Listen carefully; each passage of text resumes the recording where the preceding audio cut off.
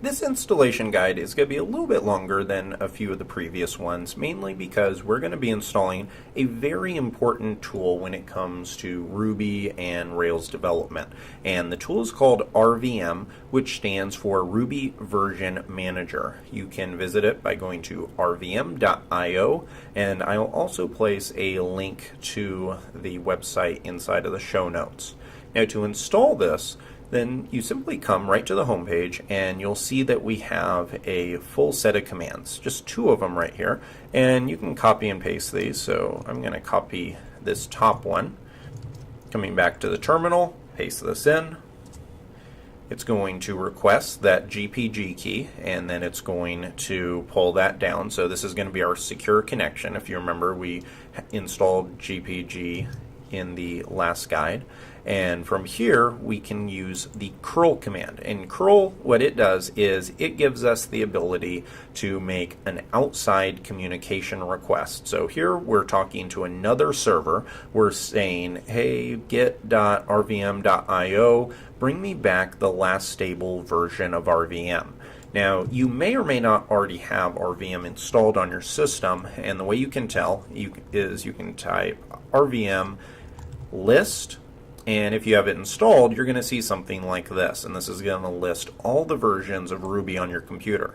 Now, if you get an error after you did that, it means you don't have RVM installed, and you can simply paste this in where it's curl-ssl, and it's this full command. So simply run that, and it is going to install the full system for you.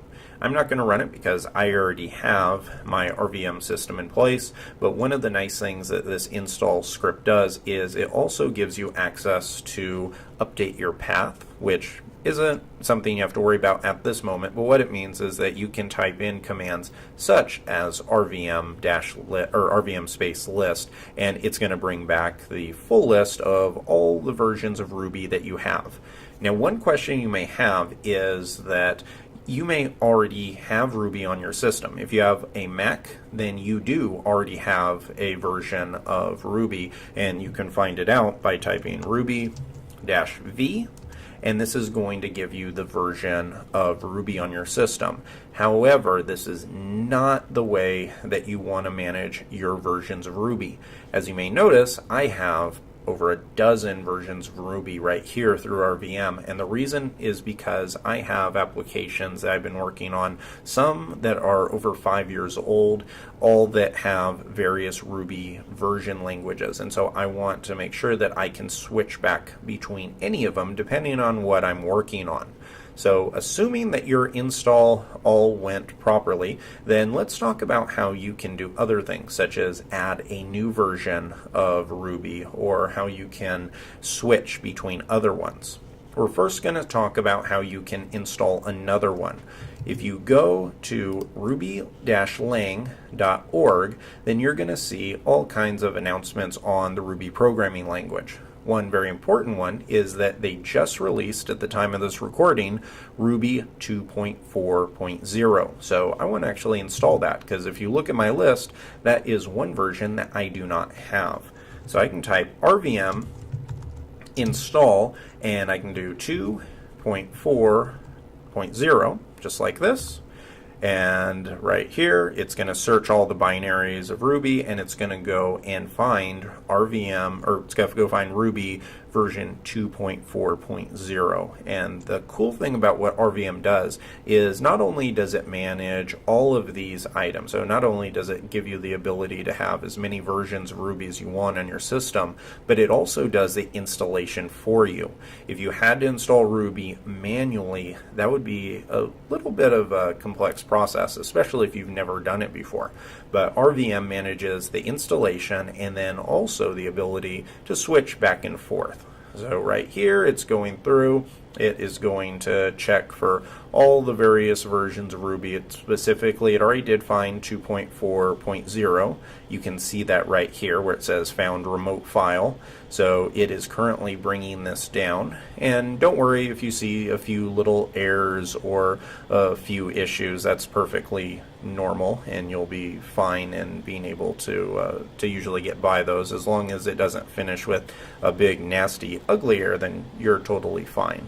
So right now it is, so far it's gone through, it's installed the code itself, and now it is installing the code. So right here it says installing Ruby from source, and it has a link to where all of my Ruby versions are stored, and it even gives you a little warning and says this may take a while depending on the CPUs. So in other words, if you're working on a very slow computer, then this is going to take a little bit longer than if you're working on a very fast computer.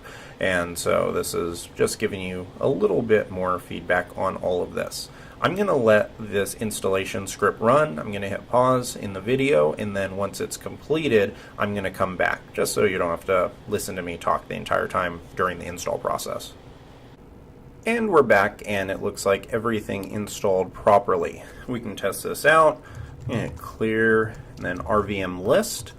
And now you can see that we have another version of Ruby, and by default it switched it to our current version we're using.